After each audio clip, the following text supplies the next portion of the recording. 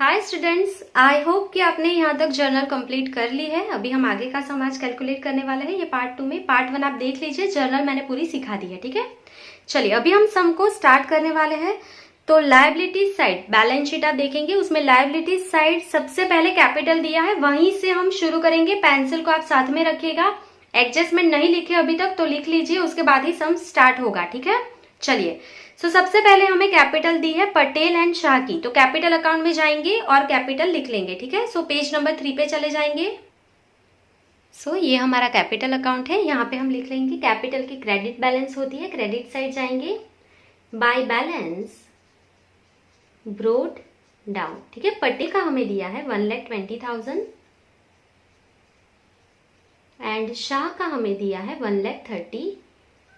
पहले दो ही पार्टनर थे, रावल नहीं था, तो उसमें डैश कर देंगे, उसकी ओपनिंग बैलेंस यहाँ पे नहीं होगी। क्लियर यहाँ तक?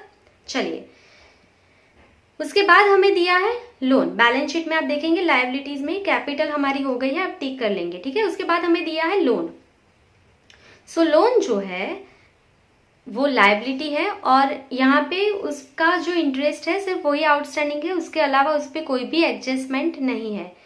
ठीक है, लोन जो है यहाँ पे अमाउंट उसकी कितनी है, 1 लाख है, तो वो एज इट इज हम कहाँ पे लिख लेंगे, बैलेंस शीट में लिख लेंगे। बैलेंस शीट में लोन लिखने से पहले आपको यहाँ पे कैपिटल लिख लेनी है। ठीक है, कैपिटल यहाँ पे पार्टनर है 3, अभी पहले तो 2 ही थे, पटेल एंड शाह, अभी 3 पार्टनर है, पटेल, शाह एंड रावल। ठीक है, यहाँ पे हम उसकी जगह छोड़ देंगे, Patel then Shah and then Rawal. ठीक है, ये हम जगह यहाँ पे छोड़ देंगे, उसके बाद ही हम लिखेंगे लोन। लोन हम एज इट इज लिख रहे हैं 1 लाख। क्लियर? चलिए अभी लोन पे एडजस्टमेंट नंबर 7 आपने लिखा था, तो 7 एडजस्टमेंट अभी हम डायरेक्टली जर्नल देखे बिना करेंगे। ठीक है, outstanding interest on loan is 6,000। ठीक है, लोन पे हमें इंटरेस्ट पे करना है और अमाउंट है 6,000। क्लियर? तो अगर लोन पे इंटरेस्ट पे करना है तो हमारी एसेट है कि लायबिलिटी है, तो ऑब्वियसली लायबिलिटीज है, तो यहीं पे लिखेंगे interest on, outstanding interest on loan, outstanding interest on loan कितना पे करना है हमें, 6,000। ठीक है, एडजस्टमेंट नंबर 7 की डायरेक्ट एंट्री दिखा रही हूं मैं कि अगर हमें इंटरेस्ट पे करना है लोन पे तो हमें हमारी जो लायबिलिटीज है वो इंक्रीज होगी। ठीक है, तो लायबिलिटीज इंक्रीज होगी तो वो क्रेडिट ही रहेगी, तो डेबिट कौन होगा, रिवैल्यूएशन अकाउंट डेबिट हो जाएगा। ठीक है, तो रिवैल्यूएशन अकाउंट के डेबिट साइड जाके क्या लिख लेंगे, outstanding interest on loan 6,000। Clear? चलिए ये डायरेक्टली सिखा रही हूं मैं जर्नल देखे बिना, क्योंकि आगे के सम जर्नल के बिना ही आएंगे आपको। ठीक है, चलिए तो अभी हम रिवैल्यूएशन अकाउंट के डेबिट साइड जाएंगे और लिख लेंगे आउटस्टैंडिंग इंटरेस्ट ऑन लोन 6,000।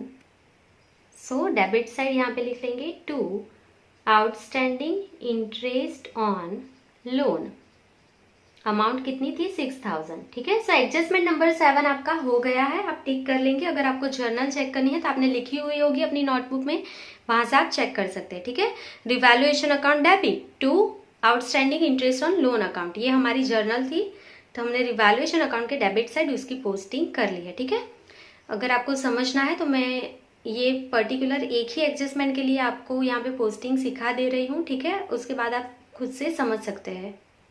यहाँ पे आप देखिए ये हमारा 7th एडजस्टमेंट की एंट्री है, revaluation account debit to outstanding interest on loan account. ठीक है, मतलब रिवैल्यूएशन अकाउंट के डेबिट साइड जाना है और आपको क्या लिखना है, outstanding interest on loan account 6,000। ठीक है, ये बहुत ही इजी था, तो इसकी पोस्टिंग हमने यहाँ पे की है। क्लियर? चलिए आप एडजस्टमेंट नंबर 7 टिक कर लेंगे, वो हो गया। उसके बाद दिया है क्रेडिटर्स। ठीक है, क्रेडिटर्स हमें दिया है और उस पर एडजस्टमेंट नंबर कौन सा है, 8 है, तो अभी ये जर्नल नहीं देखेंगे, डायरेक्टली पोस्टिंग करेंगे। ठीक है, क्रेडिटर्स जो है वो कहाँ पे लिखे जाते हैं, तो आपको पता है बैलेंस शीट में लायबिलिटीज में लिखे जाते हैं, तो बैलेंस शीट में जाएंगे। बैलेंस शीट में यहाँ पे करंट लायबिलिटीज का हेडिंग होगा, उसमें ही हम लिखते हैं क्रेडिटर्स। ठीक है, अभी हमने हेडिंग नहीं लिखा है, डायरेक्टली लिख रहे हैं क्रेडिटर्स। ठीक है, वो कितने थे, 80,000, यहाँ पे लिख रहे हैं 80,000। अभी उस पर एडजस्टमेंट नंबर कौन सा है, 8 है, तो आप एडजस्टमेंट नंबर 8 पढ़ेंगे। Creditors and bills payable are to be paid 10% less, उसको कम पे करना है, तो यहाँ पे हम माइनस कर लेंगे, माइनस डिक्रीज, उसकी वैल्यू डिक्रीज हो रही है 10%, तो 80,000 के 10% कैलकुलेट करेंगे 8,000, तो 80,000 में से अभी 8,000 कम पे करना है हमें, ठीक है। तो अभी हम कितना पे करेंगे, तो आउटर कॉलम में हम लिख लेंगे 72,000 ही पे करना है। क्लियर। अभी आप देखिए क्रेडिटर की जो बैलेंस है वो डिक्रीज हो रही है, ठीक है। क्रेडिटर अगर डिक्रीज होंगे तो क्रेडिटर क्रेडिट की जगह पे डेबिट हो जाएगा, तो क्रेडिट क्या होगा, रिवैल्यूएशन, ठीक है। मैं रूल वापस से एक बार आपको डायरेक्टली सिखा रही हूँ, अभी हमें जर्नल नहीं देखनी है। देखो क्रेडिटर लायबिलिटीज है, क्रेडिट बैलेंस होती है, अगर डिक्रीज हुआ तो ऑपोजिट करेंगे, क्रेडिट की जगह डेबिट करेंगे, तो क्रेडिट कौन हो जाएगा, रिवैल्यूएशन, ठीक है। तो रिवैल्यूएशन अकाउंट में जाएंगे, क्रेडिट साइड जाके लिख लेंगे क्रेडिटर्स कितने कम हुए, 8,000। क्लियर। चलिए तो रिवैल्यूएशन में जा रहे हैं अभी हम, तो यहाँ पे क्रेडिट साइड जाके लिख लेंगे बाय क्रेडिटर्स अकाउंट, कितनी वैल्यू कम हुई है इसकी, 8,000, ठीक है। बिल्स रिसीवेबल में भी सेम करना है, बिल्स रिसीवेबल की वैल्यू भी 10% कम हुई है, ठीक है। तो बिल्स पेएबल भी हमारे लिए करंट लायबिलिटीज है, तो बैलेंस शीट में जाएंगे। सो बैलेंस शीट में यहाँ पे हम लिख लेंगे बिल्स पेएबल। अभी आप देखेंगे बैलेंस शीट में कितना है, बिल्स पेएबल 20,000। इसको भी एडजस्टमेंट नंबर 8 है, 10% कम पे करना है, ठीक है। सो यहाँ पे लिखेंगे माइनस डिक्रीज, ये भी उसकी वैल्यू कम हो गई 10%, तो 20,000 का 10% कितना होगा, 2,000। अभी पेएबल जो था 20,000 माइनस 2,000, तो अभी कितना पे करना है, 18,000। अभी सेम रूल अप्लाई करेंगे, अभी आप रूल लिख के ही रखना ऊपर कहीं पे भी, तो आपको अच्छे से समझ में आ जाएगा, ठीक है। लायबिलिटीज की क्रेडिट बैलेंस होती है, उसमें डिक्रीज हुआ तो ऑपोजिट कर देना है, मतलब लायबिलिटीज डेबिट हो जाएगी, तो क्रेडिट कौन होगा, रिवैल्यूएशन। तो वापस से रिवैल्यूएशन अकाउंट की क्रेडिट साइड जाएंगे, बिल्स पेएबल लिख लेंगे, कितना डिक्रीज हुआ, 2,000, ठीक है। तो 2,000 की एंट्री कर लेंगे। सो यहाँ पे रिवैल्यूएशन अकाउंट की क्रेडिट साइड में लिख रही हूँ बाय बिल्स पेएबल अकाउंट, कितनी वैल्यू कम हुई इसकी, 2,000। सो यहाँ पे 2,000 की एंट्री हम कर लेंगे। क्लियर। चलिए सो यहाँ पे आपका एडजस्टमेंट नंबर 8 कंप्लीट हो गया है, creditors and bills payable complete हो गया है, आप टिक कर लेंगे। क्लियर। चलिए उसके बाद आपको दिया है आउटस्टैंडिंग एक्सपेंस, ठीक है। उस पर कोई भी एडजस्टमेंट नहीं है, आउटस्टैंडिंग एक्सपेंस हमारे 30,000 है, उस पर कोई भी एडजस्टमेंट नहीं है, तो वो एज इट इज हम बैलेंस शीट में लिख लेंगे, क्योंकि ये हमारी लायबिलिटी है आउटस्टैंडिंग एक्सपेंस, ठीक है। तो बैलेंस शीट में लिख लेंगे, कोई भी एडजस्टमेंट नहीं है, एज इट इज ही वैल्यू लिखेंगे। सो यहाँ पे हम लिख लेंगे आउटस्टैंडिंग एक्सपेंसेस, अमाउंट कितनी है, 30,000, एज इट इज लिख रहे हैं, ठीक है, कोई भी एडजस्टमेंट नहीं है इसके लिए। चलिए तो ये हमारी लायबिलिटीज साइड कंप्लीट हो गई है, आई होप कि आपको बहुत अच्छे से समझ में आ गई है। अभी हम एसेट साइड चेक करेंगे। एसेट साइड सबसे पहले दिया है पैटर्न, पैटर्न पे एडजस्टमेंट नंबर 6 रीड करेंगे। पैटर्न्स आर वैल्यूलेस, मतलब पैटर्न जो 10,000 था ना उसकी अभी कोई भी वैल्यू नहीं है, तो यहाँ पे 10,000 लिखेंगे, माइनस 10,000, फिर बाहर 0 लिखेंगे, ऐसा अच्छा नहीं लगता बैलेंस शीट में। तो यहाँ पे कोई भी एंट्री नहीं दिखाएंगे, अभी उसकी वैल्यू है ही नहीं, तो पैटर्न यहाँ पे क्यों दिखाना है एसेट में, ठीक है। तो एसेट में उसकी एंट्री नहीं करेंगे क्योंकि वो 0 ही हो गई है बाहर, ठीक है। तो अभी एसेट जो है वो डिक्रीज हुई है, 10,000 थी डिक्रीज हुई, एसेट की डेबिट बैलेंस होती है, डिक्रीज होगी तो क्रेडिट हो जाएगी, तो डेबिट कौन होगा, रिवैल्यूएशन, ठीक है।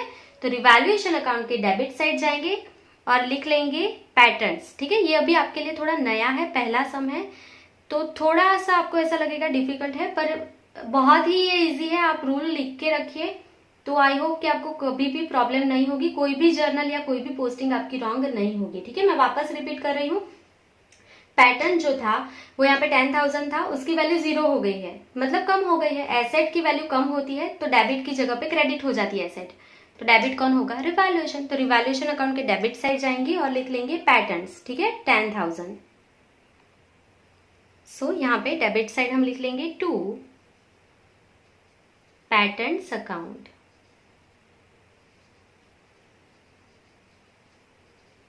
उसकी वैल्यू कितनी कम हो गई है, 10,000, ठीक है, उसका कुछ भी नहीं मिला, 10,000 था वो 0 हो गया है। क्लियर।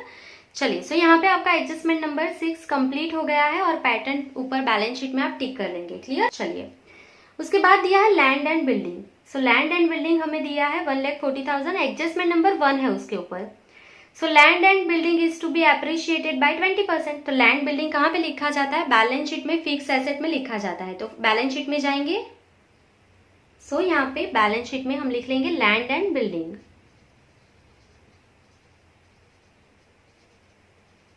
इसकी अमाउंट है 1,40,000। अभी उसको क्या बोला है एडजस्टमेंट नंबर 1 में, इट इज एप्रिशिएटेड बाय 20%, मतलब उसकी वैल्यू 20% ज्यादा हो गई, तो यहाँ पे प्लस लिखेंगे, प्लस इंक्रीज 20% ज्यादा हुई है।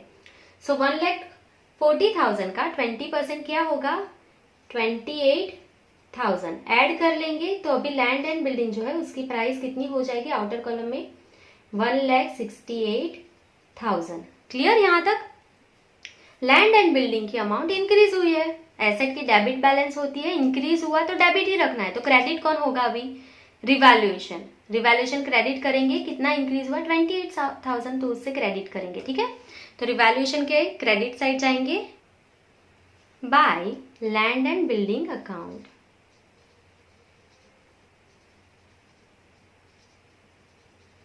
By land and building account कितना इंक्रीज हुआ था 28,000। ठीक है, आप जर्नल देख के भी पोस्टिंग कर सकते हैं, पर डायरेक्टली करेंगे तो ही आपके लिए इजी रहेगा आगे के सम में, अदरवाइज फिर आप यूज टू हो जाएंगे जर्नल के, तो आपको जर्नल लिखनी पड़ेगी और सम बहुत ही टाइम कंज्यूमिंग हो जाएगा आपके लिए। इसके लिए मैं अभी से आपको डायरेक्टली सिखा रही हूँ। चलिए, सो यहाँ पे आपका एडजस्टमेंट नंबर 1 कंप्लीट हो गया है, लैंड एंड बिल्डिंग भी हो गया है, बैलेंस शीट में आप टिक कर लेंगे और एडजस्टमेंट नंबर 1 भी टिक कर लेंगे। क्लियर? उसके बाद दिया है मशीनरी 70,000, उस पे है adjustment number 2, machinery is to be depreciated by 10%। ठीक है, तो पहले मशीनरी कहाँ पे लिखी जाती है बैलेंस शीट में, तो बैलेंस शीट में जाएंगे asset side. So balance sheet में यहाँ पे हम लिख लेंगे एसेट साइड मशीनरी। सो हमें मशीनरी दी है 70,000, इनर कॉलम में लिख लेंगे। क्लियर? अभी उस पे आपको क्या कैलकुलेट करना है डेप्रिशिएशन। डेप्रिशिएशन कैलकुलेट करेंगे तो उसकी वैल्यू डिक्रीज होगी। ठीक है, माइनस डेप्रिशिएशन या डिक्रीज कुछ भी लिख सकते हैं आप। कितना डिक्रीज हुआ है यहाँ पे 10%। ठीक है, डेप्रिशिएशन 10% कैलकुलेट करेंगे मतलब 7,000। ठीक है, सो 70,000 में से 7,000 आप माइनस कर लेंगे। सो मशीनरी की अभी वैल्यू कितनी हो जाएगी 63,000। क्लियर? ये कम हो गई है। मशीनरी एसेट है, उसकी वैल्यू कम होगी तो डेबिट की जगह पे क्रेडिट होगा मशीनरी, तो डेबिट कौन होगा रिवैल्यूएशन, तो रिवैल्यूएशन अकाउंट के डेबिट साइड जाएंगे और 7,000 लिख लेंगे। ठीक है, सो रिवैल्यूएशन अकाउंट के डेबिट साइड आ गए हम, यहाँ पे लिख लेंगे 2 मशीनरी अकाउंट। कितना डेप्रिशिएशन कैलकुलेट किया था 7,000, मतलब 7,000 डिक्रीज हुई है उसकी वैल्यू में। क्लियर? चलिए, सो यहाँ पे आपका एडजस्टमेंट नंबर 2 कंप्लीट हो गया है, मशीनरी कंप्लीट हो गया है, आप टिक कर लेंगे। उसके बाद है नंबर 3 पे फर्नीचर, और उस पे एडजस्टमेंट नंबर 3 है फर्नीचर इज वैल्यूड एट 60,000। ठीक है, तो फर्नीचर एसेट है हमारे लिए, तो बैलेंस शीट में चले जाएंगे, लिख लेंगे फर्नीचर। सो यहाँ पे हम लिख लेंगे फर्नीचर, कितना दिया है 80,000।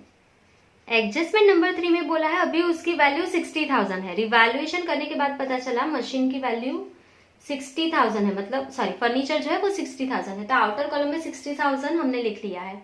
अभी आप देखेंगे फर्नीचर 80,000 का था, 60 हो गया, मतलब क्या हुआ है उसमें डिक्रीज, तो यहाँ पे हम लिखेंगे माइनस डिक्रीज। कितना डिक्रीज हुआ है 20,000। ठीक है, 20,000 जो है वो फर्नीचर की वैल्यू कम हो गई है, तो फर्नीचर एसेट है, डेबिट बैलेंस होती है उसकी, अगर कम हो रहा है तो क्रेडिट हो जाएगा, तो डेबिट कौन रिवैल्यूएशन, तो रिवैल्यूएशन अकाउंट के डेबिट साइड जाएंगे और लिख लेंगे कितना यहाँ पे कम हुआ 20,000। ठीक है, चलिए तो रिवैल्यूएशन में जाएंगे, सो यहाँ पे डेबिट साइड लिख लेंगे 2 फर्नीचर अकाउंट। कितना कम हुआ है उसकी वैल्यू में 20,000। क्लियर? चलिए, सो यहाँ पे आपका फर्नीचर कंप्लीट हो गया है, एडजस्टमेंट नंबर 3 भी कंप्लीट हो गया है, आप टिक कर लेंगे। उसके बाद हमें दिया है मोटर कार, और उस पे है adjustment number 4, motor car is to be depreciated by 20%, तो मोटर कार लिख लेंगे, डेप्रिशिएशन माइनस कर लेंगे बैलेंस शीट में जाके। सो मोटर कार आपके लिए एसेट है, ये आप सबको अभी आता है, तो यहाँ पे हम लिख रहे हैं asset side motor car. Motor car कितना दिया है 1,20,000 बैलेंस शीट में। ठीक है, अभी उस पर डेप्रिशिएशन कैलकुलेट करना है 20%, सो माइनस कर लेंगे डेप्रिशिएशन 20%। ठीक है, सो 1,20,000 का 20% कितना होगा यहाँ पे 24,000। ठीक है, माइनस करेंगे 1,20,000 माइनस 24,000, सो अमाउंट क्या आएगी आपकी आउटर कॉलम में 96,000। क्लियर यहाँ तक? अभी मोटर कार एसेट है, उसकी वैल्यू कम हुई, तो एसेट है उसकी डेबिट बैलेंस होती है। अगर वो माइनस हुआ तो क्रेडिट हो जाएगा, तो डेबिट कौन, रिवैल्यूएशन। ठीक है, तो रिवैल्यूएशन अकाउंट के डेबिट साइड जाएंगे और कितना लिखेंगे, 24,000 मोटर कार। क्लियर। सो यहाँ पे हम लिख लेंगे टू मोटर कार अकाउंट। चलिए, कितना डेप्रिसिएशन कैलकुलेट किया था हमने, 24,000। तो यहाँ पे हम लिख लेंगे 24,000। क्लियर। तो यहाँ पे आपका मोटर कार कंप्लीट हो गया है और एडजस्टमेंट नंबर 4 भी कंप्लीट हो गया है, आप टिक कर लेंगे। क्लियर। चलिए, उसके बाद आपको दिया है स्टॉक। तो स्टॉक पे कोई भी एडजस्टमेंट नहीं है, तो स्टॉक हमारी करंट एसेट होता है, तो बैलेंस शीट में एसेट साइड लिख लेंगे। सो बैलेंस शीट में यहाँ पे एसेट साइड हम लिख लेंगे स्टॉक। तो अमाउंट हमें यहाँ पे दी है 40,000। सो एज इट इज लिख लेंगे, कोई भी एडजस्टमेंट नहीं है। ठीक है। चलिए, उसके बाद हमें दिया है डेप्टर्स और उस पर 5th एडजस्टमेंट है। तो 5th एडजस्टमेंट में क्या बोला है, अ प्रोविजन फॉर डाउटफुल डेप्ट is to be kept at 5,000। ठीक है, मैं 5,000 रखनी है। सो यहाँ पे हम लिख लेंगे पहले डेप्टर्स, कितने हमारे पास, 21,000। क्लियर। अभी उस पर क्या बोला है कि बीडीआर आपको 5,000 रखनी है, तो माइनस कर लेंगे बीडीआर 5,000। ठीक है। सो आउटर कॉलम में क्या आ जाएगा, 16,000।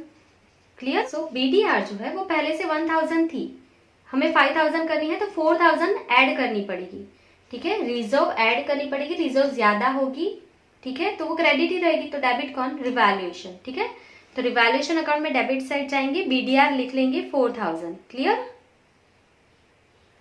सो यहाँ पे हम लिख लेंगे debit side to BDR account. ठीक है, 5,000 जो थी वो आपको रखनी है, आपके पास पहले से 1,000 थी। ठीक है, ये ओल्ड है, ओल्ड बीडीआर आपके पास पहले से थी, तो अभी आपको न्यू कितनी रखनी होगी, सिर्फ 4,000, ज्यादा 4,000 ही ऐड करने पड़ेंगे। क्लियर। ये न्यू है, ये ओल्ड है। क्लियर। चलिए, सो यहाँ पे आपका एडजस्टमेंट नंबर कौन सा था, डेप्टर्स पे 5, वो कंप्लीट हो गया है। Debtors and bad debts reserve वो भी कंप्लीट हो गया है। क्लियर। सो यहाँ पे हमारी liabilities side and asset side सारी कंप्लीट हो गई है। अभी हम एडजस्टमेंट जो भी बाकी है वो देख लेंगे। ठीक है। सो यहाँ पे हमारे एडजस्टमेंट नंबर 1, 2, 3, 4, 5, 6 एंड 7 एंड 8 यहाँ तक पूरा कंप्लीट हो गया है। सिर्फ एडजस्टमेंट नंबर 9 एंड 10 ये हमारा बाकी है। क्लियर। चलिए, सो एडजस्टमेंट नंबर 9 देख लेंगे। Unrecorded investment is valued ₹20,000। ठीक है, पहले हमारे पास इन्वेस्टमेंट नहीं था, अब 20,000 है, तो पहले हमारे पास एसेट है, तो बैलेंस शीट में एसेट में लिख लेंगे इन्वेस्टमेंट 20,000। सो बैलेंस शीट में एसेट साइड यहाँ पे मैं लिख रही हूँ इन्वेस्टमेंट, और उसकी अमाउंट जो है वो आपको कितनी दी हुई है, 20,000। ठीक है, पहले कुछ भी नहीं था, अभी 20,000 है इन्वेस्टमेंट हमारे पास, मतलब एसेट प्लस हुई है। एसेट प्लस होती है तो डेबिट ही होती है, तो क्रेडिट कौन होगा, रिवैल्यूएशन। तो रिवैल्यूएशन में क्रेडिट साइड लिख लेंगे इन्वेस्टमेंट 20,000। सो यहाँ पे लिख लेंगे बाय इन्वेस्टमेंट 20,000। क्लियर। सो यहाँ पे आपका एडजस्टमेंट नंबर 9 कंप्लीट हो गया है।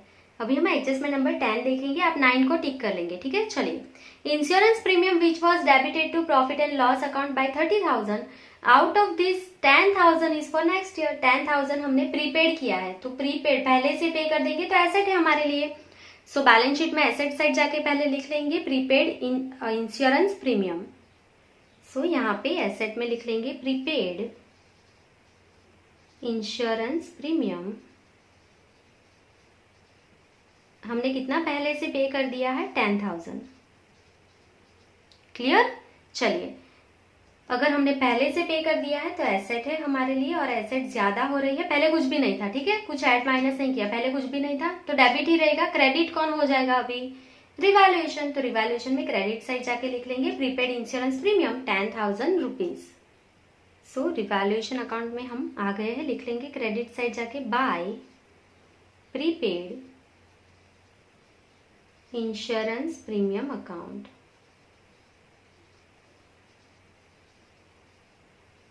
ठीक है, कितना पहले से पे कर दिया हमने, 10,000। क्लियर। चलिए, यहां तक आपके एडजस्टमेंट नंबर 1 to 10 कंप्लीट हो गए हैं, पर ऐसा नहीं है कि सारी पोस्टिंग हो गई है। क्यों, क्योंकि मैंने बोला है कि यहाँ पे अगर पार्टनर कैपिटल आया है या गुडविल का कुछ भी होगा तो वो सारी एंट्री होगी जो मैंने आपको पार्ट 2 एंड पार्ट 3 में सिखाई थी। यहाँ पे पार्टनर कैपिटल लेके आया है 2 लाख, ठीक है। अगर पार्टनर कैपिटल आएगा कैश में तो कैश अकाउंट डेबिट होता है, और क्रेडिट कौन होगा, पार्टनर का कैपिटल अकाउंट। तो पहले कैपिटल अकाउंट में जाएंगे, जो न्यू पार्टनर है रावल वो 2 लाख लेके आया है, ठीक है। सो रावल के अकाउंट में अभी यहाँ पे लिखेंगे 2 लाख, ठीक है, और ये कैश में लाया है, सो यहाँ पे क्या लिखेंगे, बाय कैश अकाउंट। ये जो रावल है वो कैश लेके आया है 2000, सो उसके कैपिटल में ऐड हो जाएगा 2 लाख, ठीक है। अभी ये रुपीज जो है वो कैश में ऐड होंगे, हमारी पूरी बैलेंस शीट में कैश नहीं दिया था, इसके लिए ये पहला सम है और हमने कैश अकाउंट भी नहीं बनाया है, ठीक है। इसके बाद से सारे जितने भी सम कैलकुलेट करेंगे उसमें कैश अकाउंट भी बना लेंगे, क्योंकि कैश अकाउंट पे एडजस्टमेंट होता ही है, ठीक है। सो अभी कैश नहीं दिया है कहीं पे भी, तो डायरेक्टली यहाँ पे कैश लिख लेंगे। हमारे पास कैश आई है 2 लाख जो है वो रावल लेके आया है, ये एंट्री आप भूल मत जाना, ठीक है। चलिए, सो यहाँ पे कैपिटल की एंट्री भी हो गई है, गुडविल की कुछ भी एंट्री यहाँ पे नहीं है क्योंकि ये पहला सम है, आपको सिर्फ रिवैल्यूएशन सिखाया है।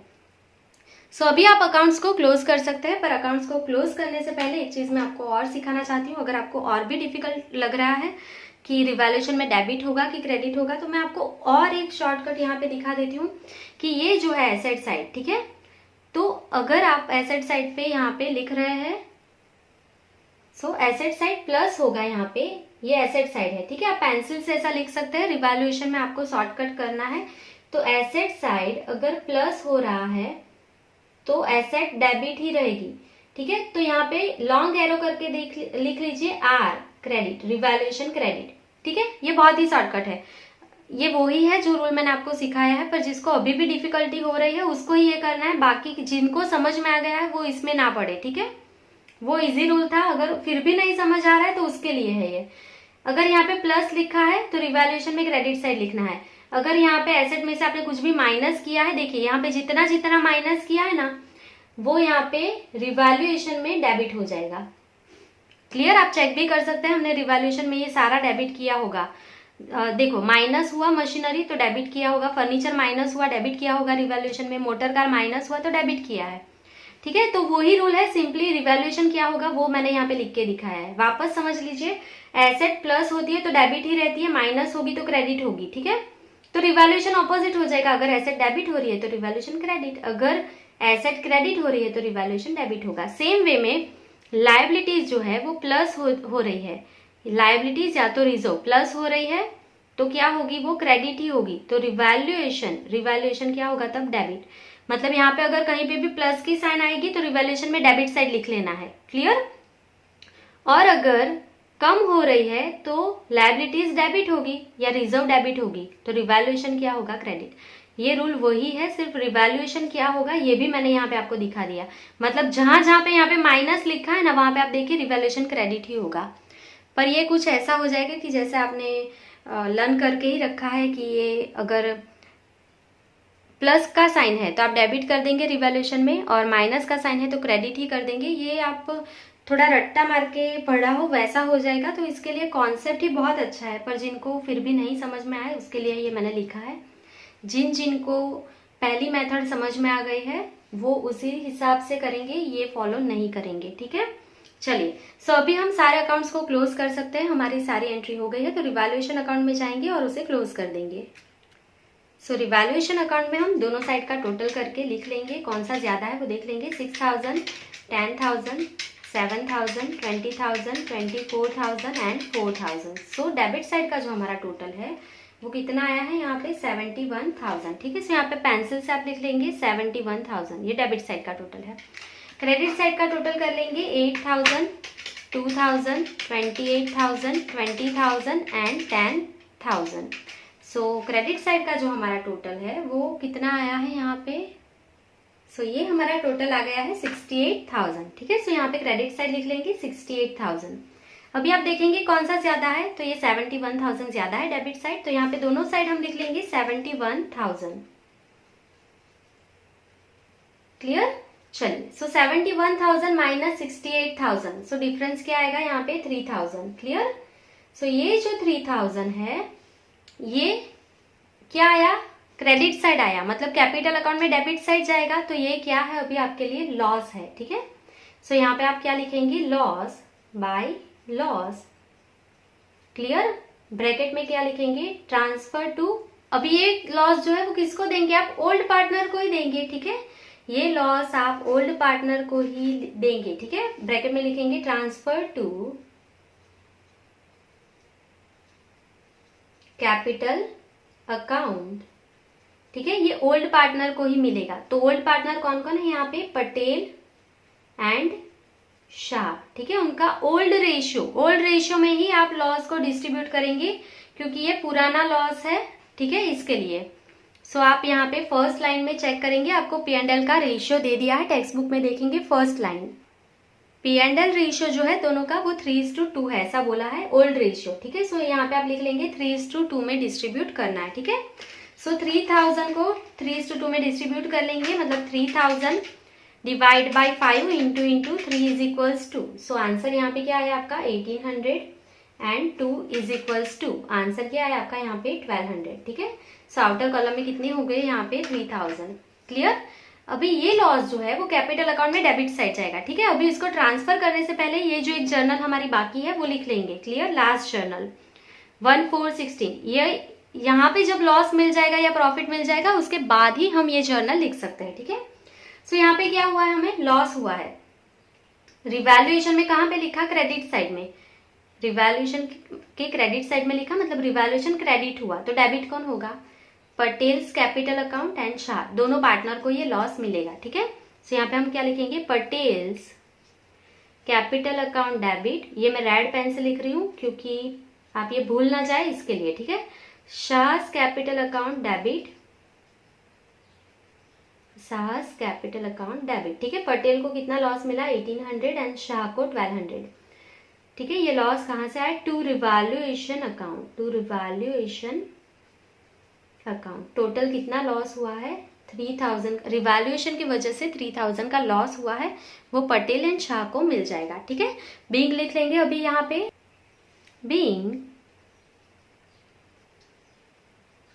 loss of revaluation is transferred to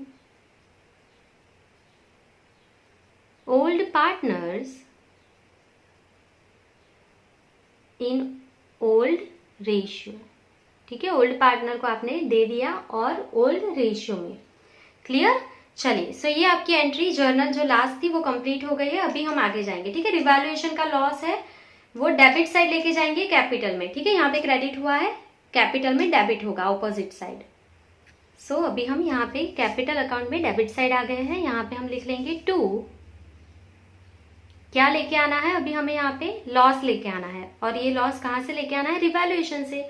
so to revaluation account in bracket loss 1800 and 1200, ठीक है। ये लॉस ओल्ड पार्टनर को ही मिलेगा, न्यू पार्टनर को लॉस नहीं देना है। क्लियर? चलिए, सो अभी हम यहाँ पे कैपिटल अकाउंट क्लोज कर लेंगे। क्रेडिट साइड का ही बैलेंस ज्यादा होगा कैपिटल का। सो इसका 1,20,000 है टोटल। सो दोनों साइड लिख लेंगे 1,20,000, उसमें से 1800 माइनस करेंगे।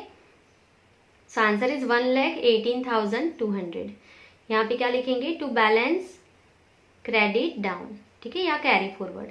चलिए, अभी शाह का बैलेंस यहाँ पे 1,30,000 टोटल है, उसमें से माइनस करेंगे 1200। सो 1,30,000 माइनस 1200 इज 1,28,800। क्लियर? रावल को कुछ भी लॉस नहीं मिला है, उसके लिए उसकी बैलेंस 2 लाख थी, वो 2 लाख ही रहेगी। देखो यहाँ पे कुछ भी चेंज नहीं हुआ है अभी। क्लियर? चलिए, क्योंकि यहाँ पे कुछ गुडविल भी नहीं थी तो ये बहुत ही ईजी है। अभी सिर्फ हमें क्या करना है, ये जो बैलेंस आई है, देखो ये जो हमारी यहाँ पे बैलेंसेस आई है, ये बैलेंस जो है वो कैपिटल में यहाँ पे लिख लेंगे।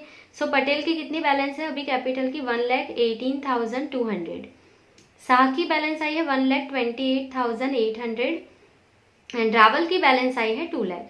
इसका टोटल हम कर लेंगे तो आउटर कॉलम में अभी कितना हो जाएगा यहाँ पे?